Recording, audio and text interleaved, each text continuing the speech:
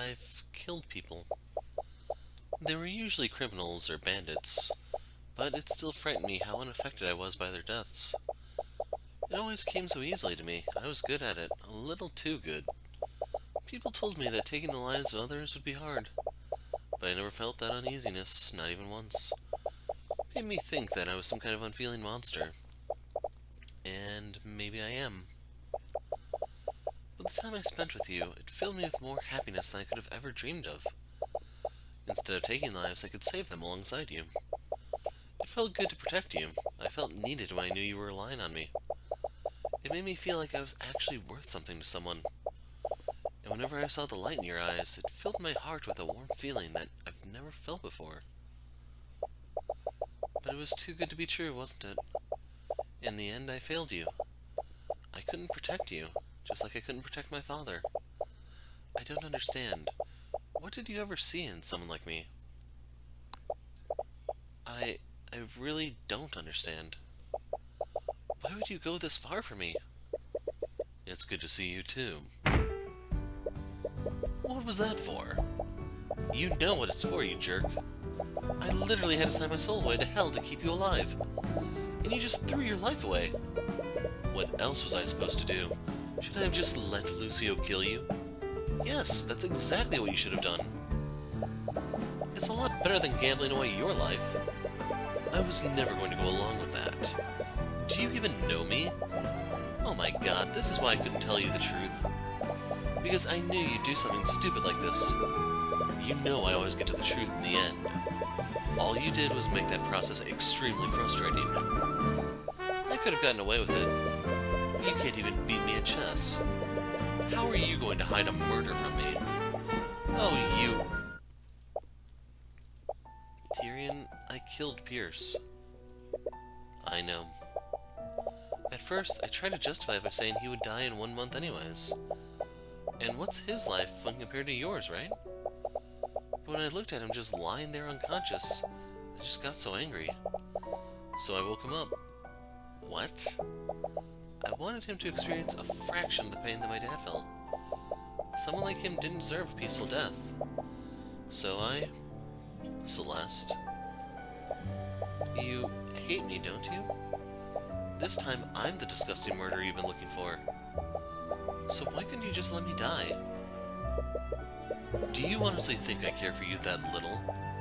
What? You are and always will be extremely important to me. One betrayal won't change how I feel about you. Tyrion, So you're not getting rid of me that easily. I'll always be there when you need me. And no matter where you go, we're going there together. Well, I think we might be heading to a pretty bad place. Well, I'm not one to celebrate a victory prematurely. But if you're already admitting defeat, I won't look a gift horse in the mouth. Eris? I can't believe you brought me here. I will never hear the end of this from my father. Where are we? The courtroom of the gods, the place where truth and reality are determined. The court of Azathoth. I'll give you one last chance, Tyrion. You made a rash decision, but I can still send you back. Even now, she's still trying to dissuade you. Why is she so intent on making you give up? You're nervous, aren't you? Is that so? There's a reason why you didn't want me to bring you here, and I'm going to find out what. Your persistence was endearing at first, but now it's honestly really annoying. I suppose we'll have to do this the hard way then. Don't say I didn't warn you.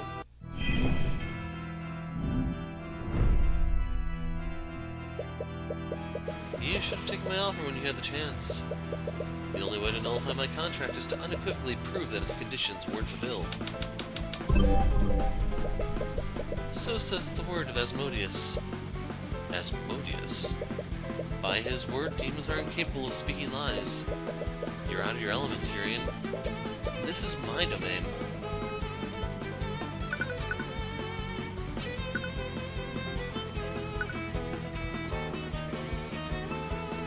So this would be the way to go, it sounds like.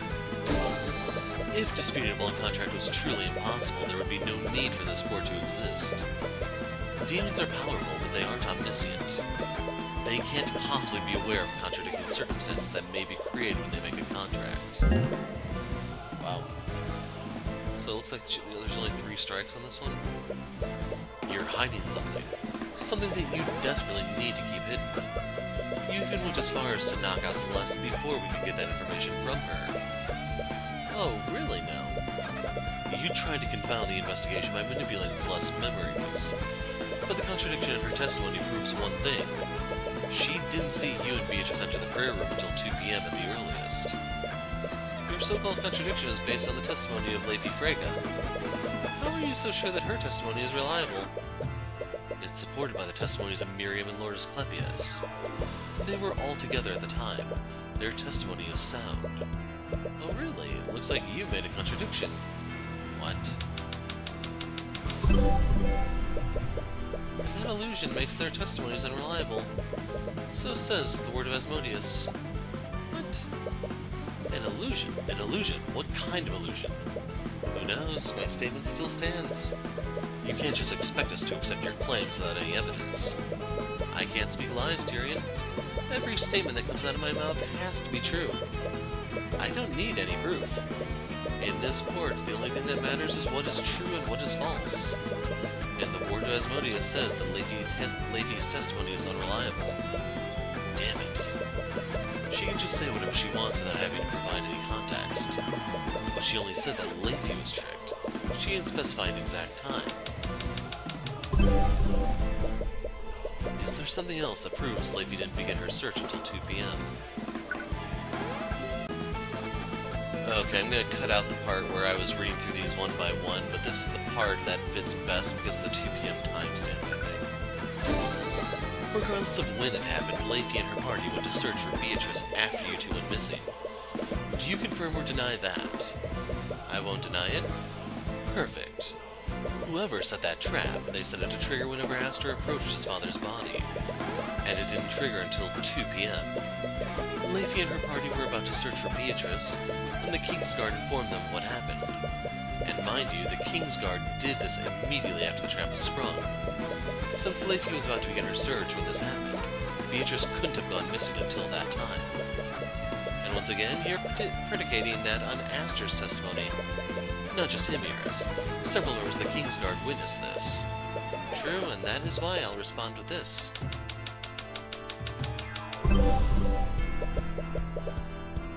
An activated force cage did not trap Aster to Wyverngard during or after 1:50 p.m. But how? That testimony came from multiple people. Are you saying that the trap was sprung earlier than that? Don't you remember, Tyrion? I can manipulate the memories of people who have a blood contract with me. But I'll give you a little clue. The Empress of Discord made contracts with multiple Knights of the Kingsguard. So says the word of Asmodeus. What? I tampered with their memories. You can't trust their accounts of what happened. How many people did you make contracts with? Little Lady Steelwind has been investigating my work for the last few months. But I've had my talents in Wyverngard for far longer than that.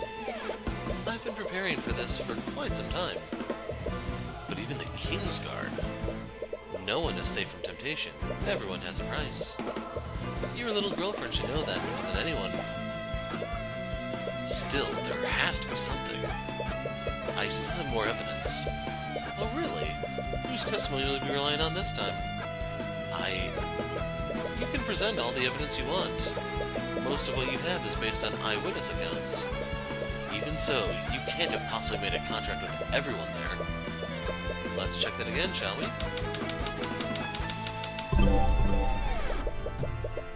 It's possible that I have a blood contract with everyone present during the massacre, so says the Lord of Asmodeus. Are you kidding me? But you only said it's possible. You never said that it actually happened. You're the one disputing my contract, Tyrion. The burden of the proof is on you. That's completely ridiculous. How could I possibly verify a statement like that? It's simple. Issue a divine edict to each person who is at the cathedral. You know he can't do that. If he gets it wrong even once, he'll die. That sounds more like your problem than mine. Damn it. Nothing to say, Tyrion? Isn't this the part where you present some groundbreaking piece of evidence? As long as her statement stands, you have to doubt every piece of testimony you've gathered. Everyone at the cathedral could have been compromised, except Aster. I know he doesn't have a blood contract with you. I suppose you're right. So are you going to use his testimony? He couldn't observe much from within that force cage. Do you understand now? You were never meant to win this game. But I've got to give you points for entertaining me this long. This is the most fun I've ever had, and I truly mean that. Tyrion, come on, there has to be something you can use. But all the clues you've gathered could potentially be lies created by her. They're useless against her. Tyrion, you have to say something. You can feel your strength fading. It feels as if you're being pulled into an eternal sleep. This has always been a contest of willpower, and I think he's finally run out. No. You recall what happened during Beatrice's trial. Your mother gave you the knowledge you needed to win. She did it before. Can she save you again? Mom, please. I need your help. Please, just tell me what to do. You hear nothing back. No. It appears you're truly alone now. You knew this was a long shot, but you still held out hope. You just wanted to protect Celeste, and you really thought you could do this. But Eris is a being who wraps herself in layers upon layers of lies. She has the power to make you doubt everything. The witness testimonies, even your hard evidence, could be a fabrication. But how could you possibly argue against someone like that? It's not fair. It's not fair, Miss Timora. They're not even bothering to investigate the crime properly. Well, of course they're not. If they did, they'd be forced to admit that my client is innocent. How are you so calm right now? Is this what it's always like? How are you supposed to win like this? They can just keep changing the narrative however they want. They can, and that's exactly how I'll beat them. What? Look, Cuthbert, almost every part of the system is against us. But there's one advantage we have over the prosecution, and that's pure and objective logic. Logic. Tyrion, the prosecutor does all sorts of things to validate their case. They present evidence, they call witnesses, and they use those things to create conclusions. They create a box and throw a bunch of facts into it.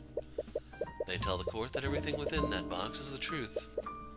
And conversely, that makes everything outside of it a lie. But how does that help us? You point out contradictions in their case. That makes them throw more and more facts into that box to keep their case consistent. But if even one fact in the box is false, the entire thing falls apart. But surely they'll realize what you're doing. What if they played dumb and refused to add anything to those box? Well, you can force them to. What?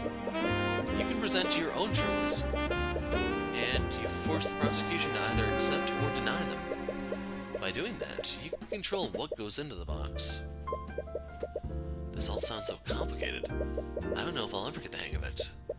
Don't worry, you've always been a sharp kid. I know you'll do great things, so don't give up. I can present my own truths. Eris's case hinges on when Beatrice disappeared, and she changed Celeste's memories to make her think everything happened earlier, which can only mean Beatrice Frege did not go missing before 2 p.m. What was that? I said, this is far from over. Beatrice Frege did not go missing before 2 p.m. So says the word of Horus. What the hell? You feel yourself filled with the radiant power of the Eye of Horus. With its power fully unleashed, you feel the divine energy of the upper planes coursing through you. Tyrion, you have wings. Wait, really? You practically turn around, only catching glimpses of the spectral wings on your back. You spin around for a while until you realize that your feet aren't even touching the ground anymore. What did you just do? I became a Celestial. Which means, no. I also can't tell lies. In any other situation, that would be a handicap. But here, that finally puts me on equal footing with you. Why won't you just die already? You tried everything you could to break me. You drove a wedge between me and Ruby. You even manipulated Celeste into betraying me. But I'm still standing, Eris. I think you might be a little out of your depth right now. I have lived a million of your pathetic lifetimes. And do you think I'm out of my depth? I am the Empress of Discord, ruler of the Sixth Circle of Hell. I am a god. She doesn't know, Tyrion. What the hell are you laughing about? Whoever you are, man, king, or god, I won't let anyone stop me from reaching the truth. Since you're so graciously bared your soul to me, I guess I should do the same. I wanted to break your spirit in this form, also I could keep things fair and interesting. But you know what? Right now, I just want to see you die. What? What happened? Celeste? I'm here. I can't wait to tear you both apart.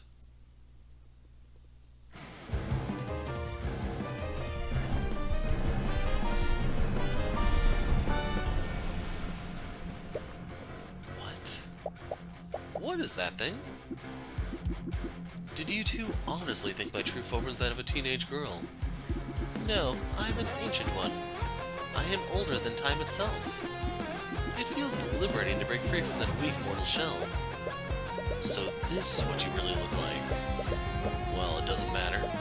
Whatever you are, I'm taking Celeste's soul back. Kick her ass, Tyrion. I'm going to carve out your souls and mount them in the fields of Melbulge.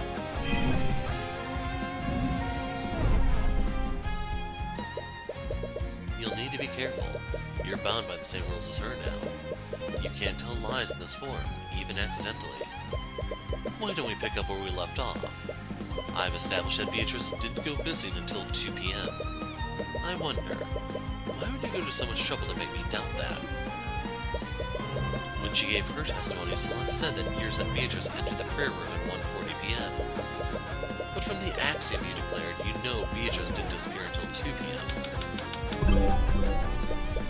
Eris clearly changed Celeste's memories, but for what purpose?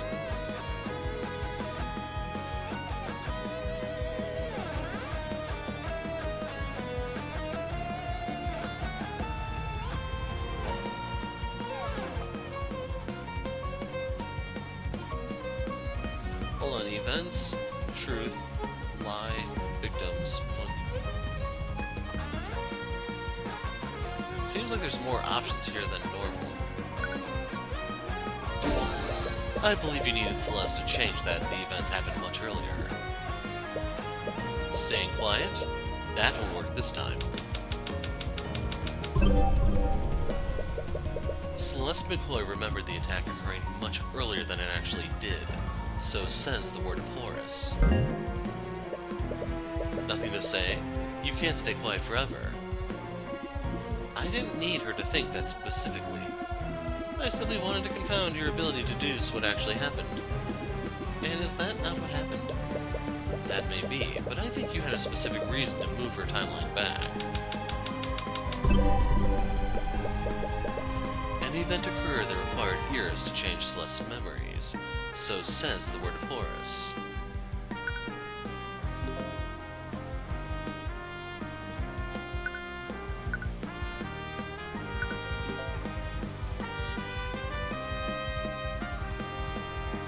So I think it may have been this.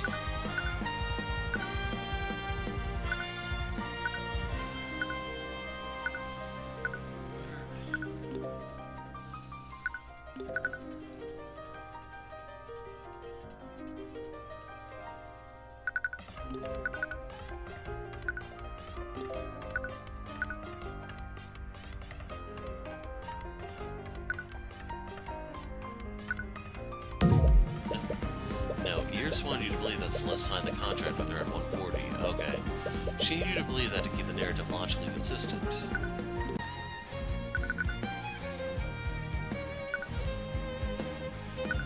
So, if we go through this chronologically, she left the meeting, Aster springs the trap, Von Sanctus dies. It was the death of Lloyd Von Sanctus. You needed Celeste to think that she signed the contract much earlier than 2 p.m.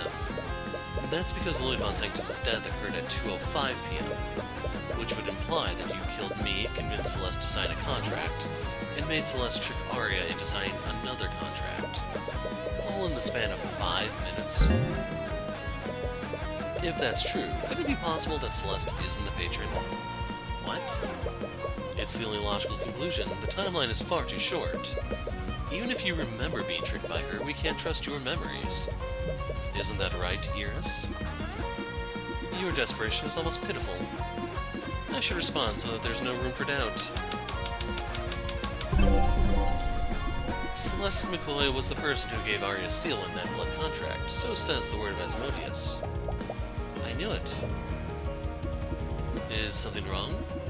I know the truth is hard to accept sometimes, but Celeste did betray Aria's trust. She always speaks in technicalities, so you can't take that claim at face value. But this could also be a trick. You could declare outright that Celeste is not the patron.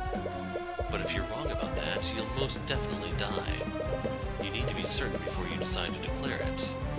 Okay, let's assume that Celeste isn't the patron. If Celeste isn't the patron, that contract would have already been signed. And you already concluded that the blood contract was disguised as a normal legal document. You recall something happening, but it's still muddled. What was it?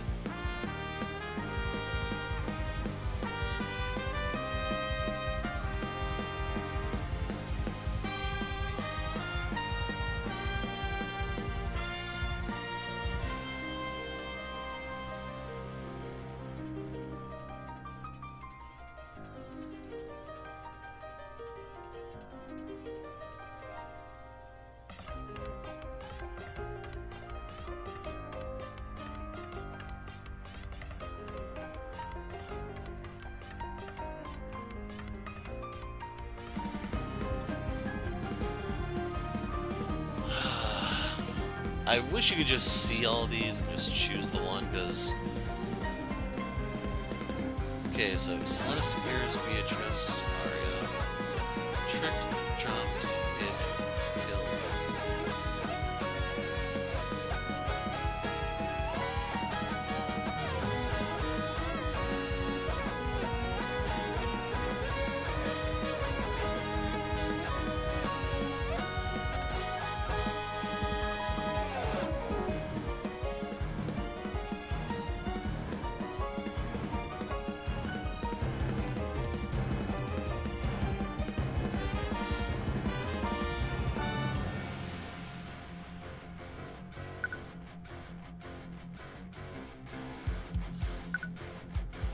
I don't know if it's this simple or if I'm overthinking it. Just let me happen in front of the prayer room.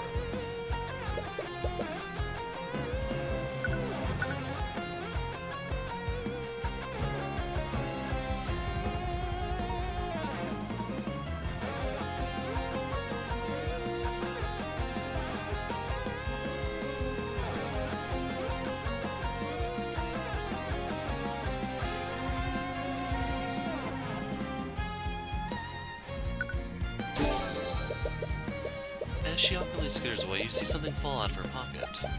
Wait, Aria, you dropped your runestone. As she picks up the runestone, she accidentally activates it. An image of a piece of evidence appears for a brief moment, but she quickly hides it. But not before Celeste sneaks a peek at it. Oh, I see. Celeste, don't just invade her privacy like that. Don't be like that. I'm really happy for you. She definitely handed that contract to her after it was signed. But that doesn't necessarily mean that she's not the patron either. Is something wrong? You look conflicted. No, from the very beginning, she's been trying to get in your head. She thrives on doubt and mistrust. But you've always known from the very beginning. Celeste would never betray Aria like that. Celeste McCoy is not the patron described in Aria Steelan's blood contract, so says the word of Horus. So, if you notice for the longest time the top is blanked, does this fill it in now? Blood contracts, only one page, large section, empty at the top, a few sentences at the bottom. The person who hands the contract to Aria Steelan will be referred to as the patron. Signed with Aria's signature. Celeste saw Aria drop the contract before she entered the prayer room with Tyrion. Due to the Empress changing her memory, she can't remember what was written on this contract.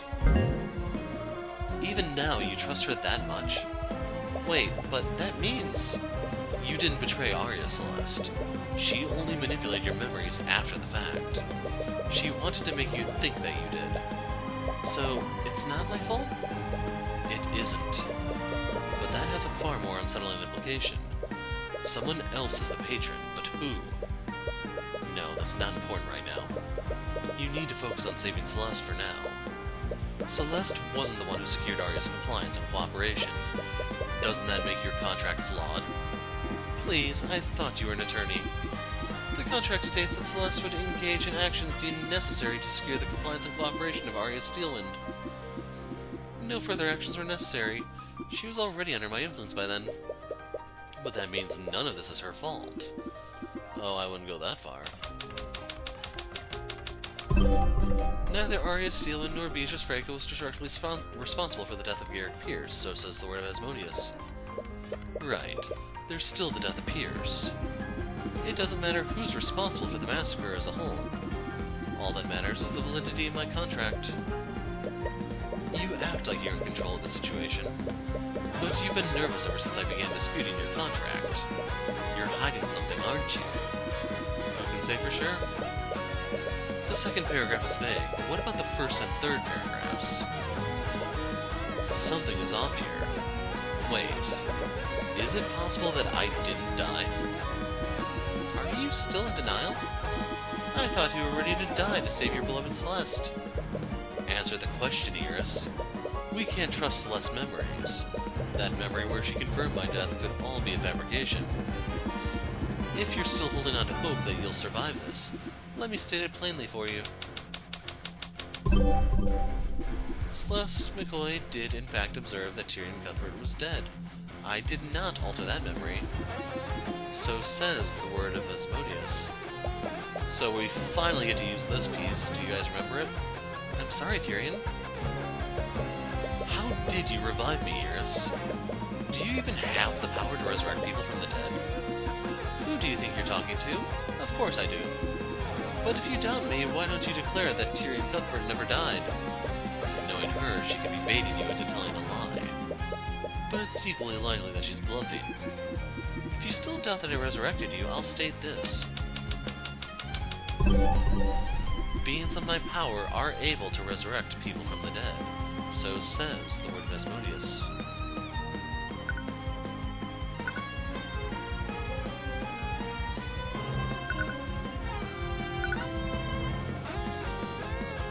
So, normally I'd want to interpret this. Why do you specify that beings of your power can do that? Is it possible that's not easy or simple? Why would you need to specify that beings of your power can do that? Is it possible that it's not a simple or easy feat to accomplish? For example, would Marunath be able to resurrect a person from the dead using a contract? Let me save you some trouble. I'll say it for you. The Empress of Discord can't resurrect people easily, so says the word of Horus. That's not the same as saying that it was impossible for me to do. But it would require a large amount of effort on your part. Perhaps. But recall my previous declaration, Celeste was there. And by all accounts, she concluded you were dead. How thoroughly did you check me? I have experience in first aid, and it was pretty bad. You weren't breathing and your heart was stopped. So this is the very important clue.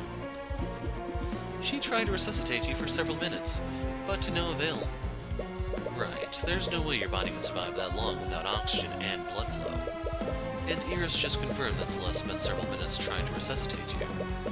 But there has to be more to this than you're seeing. What could have created this scenario?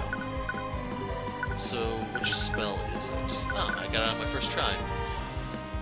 They'll concentrate the spell, target will appear to be dead, they'll stop breathing, the heart will stop beating. However, the life energy of the spell will keep them alive. You may have been able to resurrect me, but you had a far easier way to create that scenario. And luckily for you, Beatrice was there and under your control. Are you saying that Beatrice can resurrect people from the dead? No, the opposite is actually true. Beatrice Frege cast Feign Death on Tyrion Cuthbert, so says the word of Horus.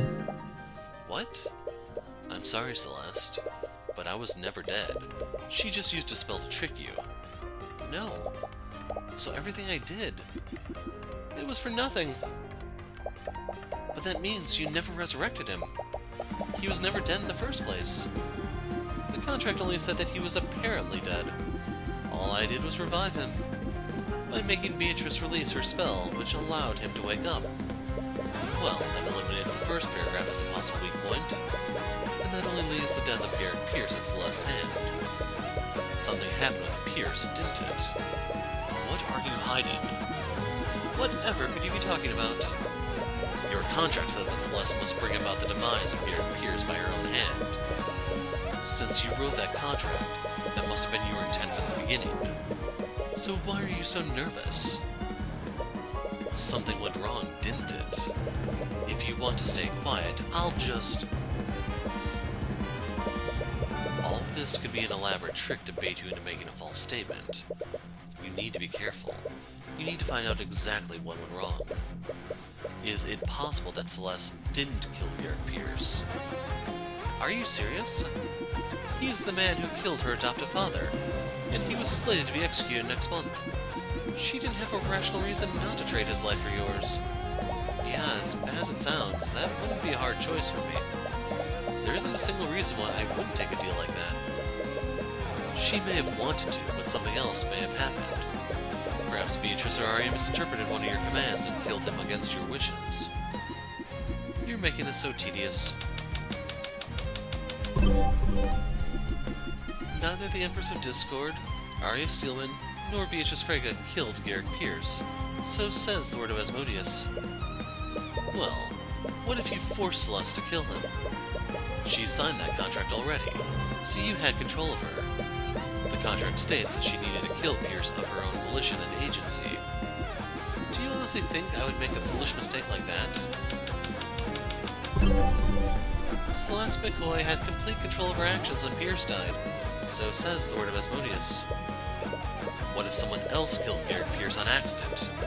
Maybe a member of the King's Guard who survived and entered the prayer room. Try again, Tyrion. Garrett Pierce's death was not an accident. It was intentional and committed with malice. And while I'm at it...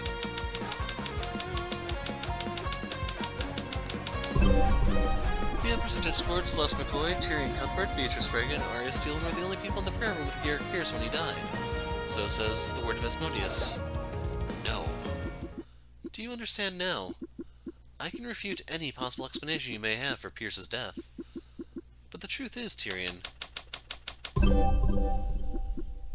Garrett Pierce's death occurred because of Celeste McCoy's actions. So says the word of Asmodeus.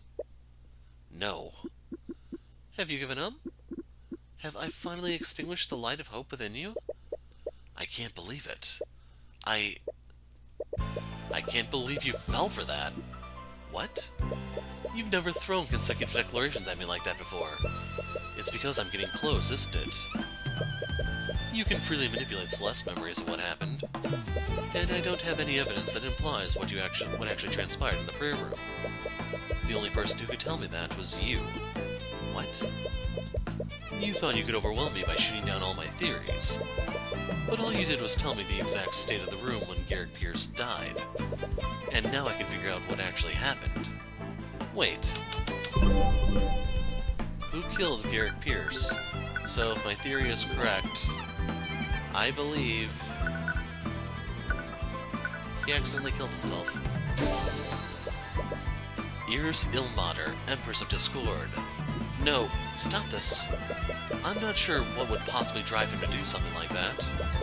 But when he was in the prayer room, Garrett Pierce chose to take his own life. What? You know what that means, don't you, Eris? for the sake of it, I'll state it in a way that makes it abundantly clear. Stop this right now! Celeste McCoy did not bring about the demise of Garrick Pierce by her own hand, so says the word of Horus. The conditions of your contract were impossible for Celeste to fulfill. That renders it legally and logically invalid. That's checkmate, Eris. You filthy little...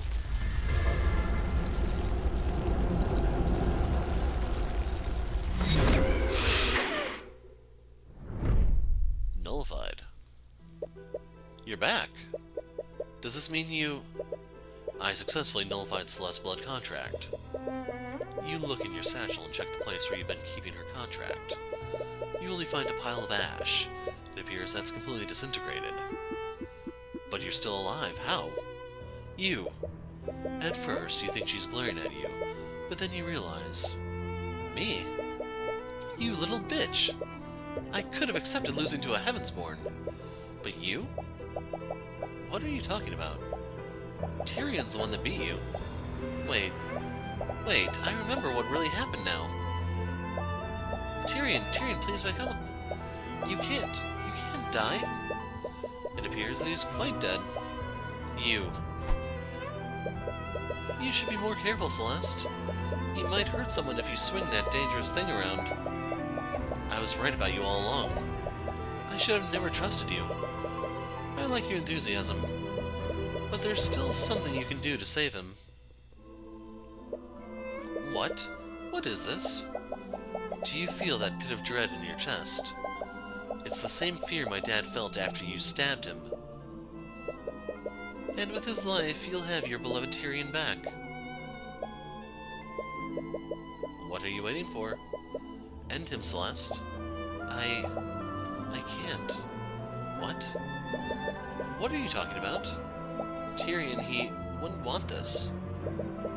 He never has to know, Celeste. I can protect you from his Eye of Horus. That doesn't matter. I can't do it, it's just... This man literally killed your adoptive father. Not to mention he's a dead man walking. You've lived a lifetime of killing people. What's one more person? I won't suffer your self-righteous pity, bastard. Don't misunderstand me. Right now, I want nothing more than end your worthless life.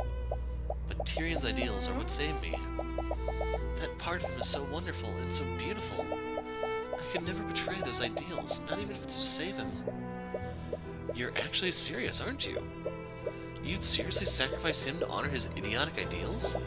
I won't do it. I'm not going to sign that contract. Contract? Ah, I see now. What? So you're his little consort, aren't you? Fig Aqua? Damn it.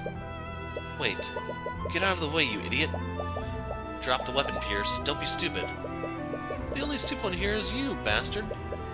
You should have known from the beginning. No matter what you chose, they were never going to let me live. They? But if I'm fated to die, then it's going to be on my own terms. Wait, stop. I'll see you all in hell. Damn it. Menace. Are you trying to heal him? It's too late. He aimed straight for his heart. No. Come on, you waste of human flesh. Wake up. I still need you alive. What the hell did you just do? Pierce is dead and I signed your stupid contract. Now bring Tyrion back. No. No, no, no, no, no. Pierce was dead anyway, so I thought I could catch her on a technicality. But I never realized what I actually did. You signed a faulty blood contract. You ruined everything. And where do you get off acting like you're any better than them? What? Ideals? Righteousness? Don't give me that bullshit. I could have accepted losing to Tyrion. But you're human, and you're a goddamn killer. All of you are rotten to your disgusting cores. You would all tear out each other's throats if I gave you the smallest reason to. Tyrion is the only person here with a trace of the celestial self-righteous morality. If that's what you think of them, you really don't know anything about humanity. Celeste is far more than what you're saying. She's far more caring and empathetic than I am. I could never even come close. Tyrion? And it has nothing to do with whether I'm Heavensborn or if she's a human. But I think I understand you a little more, Eris. Is that so? Let me ask you a question, Eris. Did you feel any amount of satisfaction when you killed my mother? What? So, you figured that out, did you? When you went on that little tirade about killing Heavensborn, I had a feeling. And how does it feel, Tyrion? The person who killed your mother and ruined your life is standing right in front of you. What do you have to say?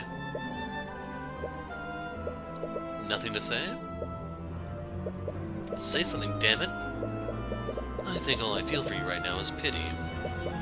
Oh, that's rich. You pity me? Your existence is an infinitesimal blip in my eternal existence. And yet you put all of this effort into making me suffer. Well, was it everything you imagined it would be? Did it satisfy you at all? I bet you didn't feel anything when you killed my mother. It was just another drop of evil into your empty soul. I was excited. It was far too simple. I didn't truly make her suffer, and that's why I didn't... Is that right? Well, what if you did succeed throwing me into despair? Would you have felt any sort of satisfaction? Of course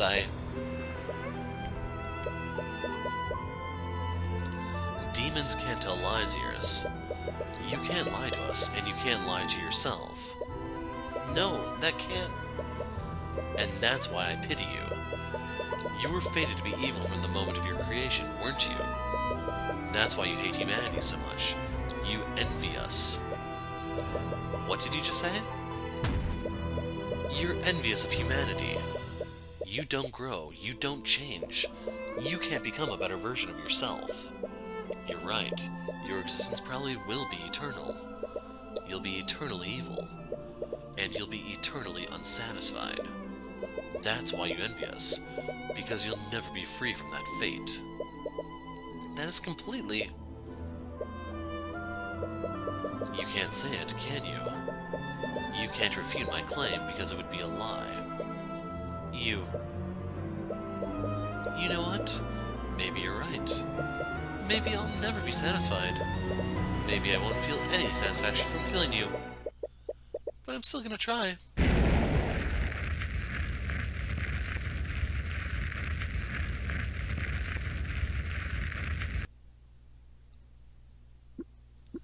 Arrogant witch.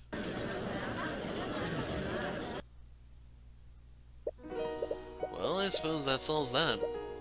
Although, she'll definitely be back one day. And when she does, I'll be ready. For now, let's be satisfied that we finally discovered what happened. Oh, right. About that. Are you serious? After all that, we still don't know who the patron is? At this point, I'm just glad Miss McCoy wasn't the true mastermind behind this. Speaking of which, now that I've nullified her contract, Celeste should finally have her true memories back. I do remember what happened, but it's still really fuzzy. I've really been trying to remember what was on Aria's contract when I caught a glimpse of it. But I think that's the memory Eris manipulated the most. It's possible that she'll need some time to fully recover from the Empress's demonic influence. But we don't have that kind of time. That damn demon let it... I hate this. That damn demon led us around for the entire morning. This is led as in metal, not as in the past tense of lead. Like, this is an extremely common mistake that I see in pretty much all forms of literature these days. And we lost nearly an hour due to Cuthbert disputing that contract. It's just past noon. Right, we have less than 3 hours before every magical trace of the crime scene disappears. Could you try testifying? Maybe reviewing everything will help jog your memory. Okay, I'll do my best. Miss McCoy, could you try to remember what happened during your business with the Empress of Discord? I'll try my best. I think I remember now. now. We went to meet with Pierce at 1:50 p.m. and we heard that commotion outside at 2:20 p.m.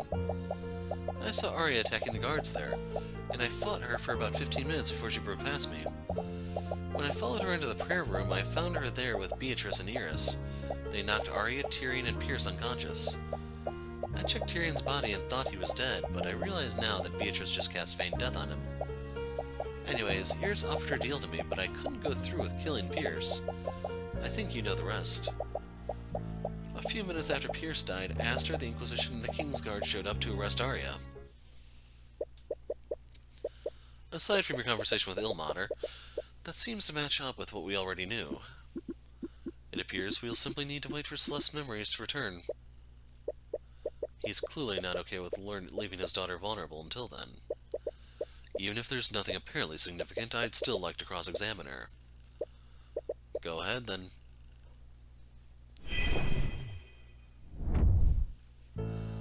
I think I remember now. We went to meet with Pierce at 1:50 p.m. We heard that commotion outside at 2:20 p.m. Right.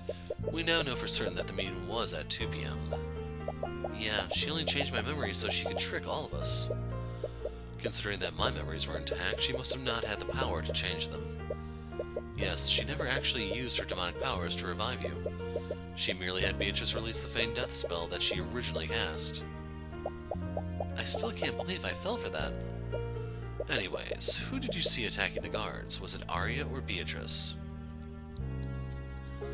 I saw Aria attacking the guards there, and I fought her for about 15 minutes before she broke past me.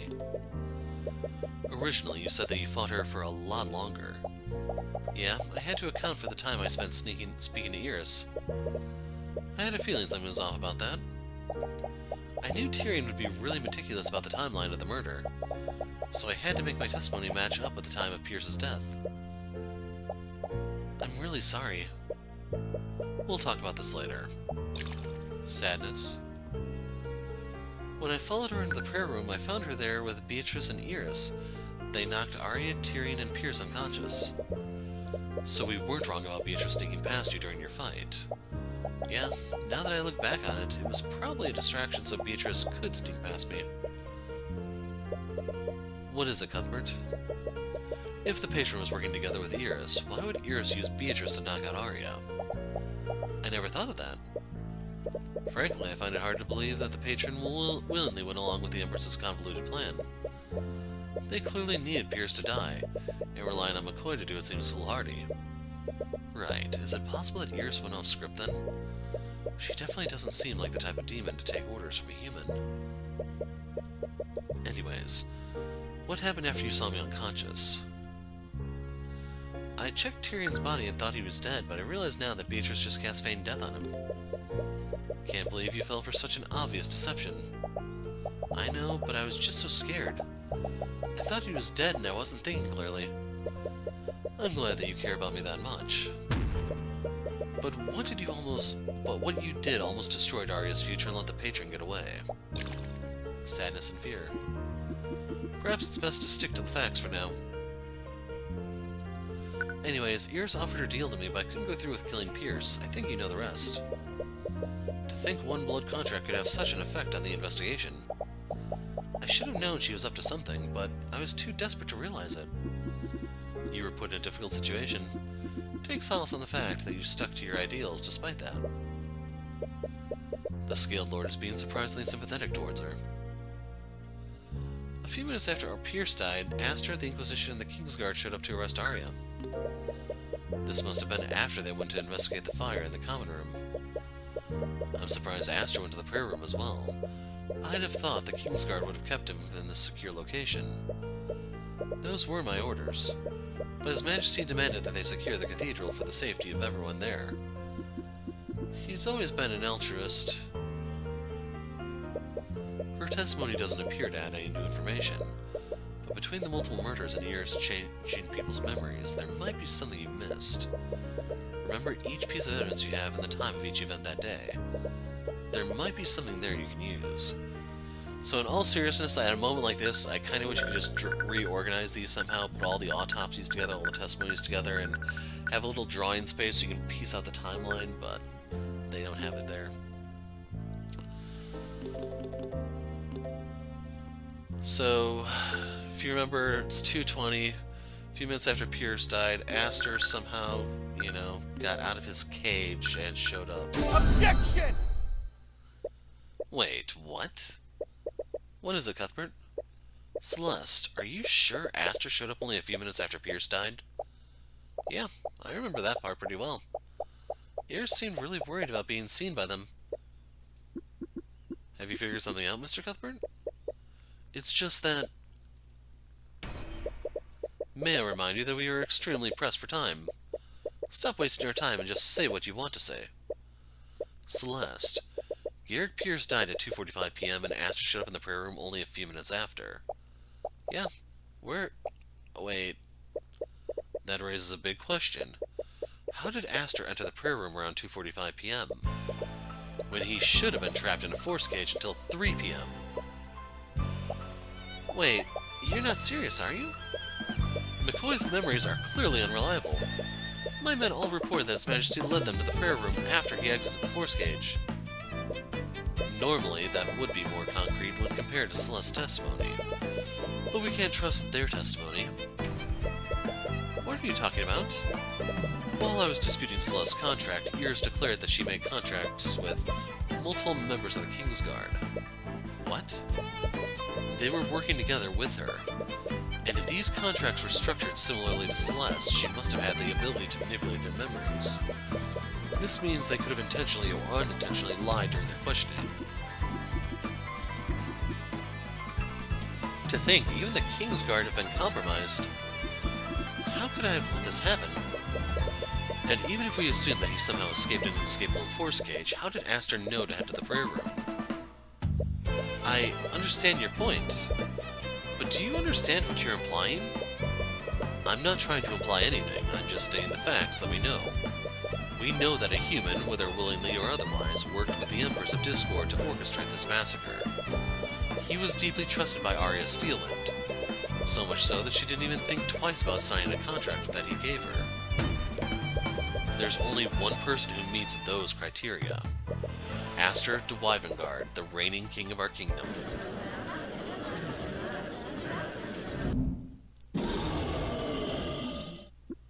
Order, I will have order.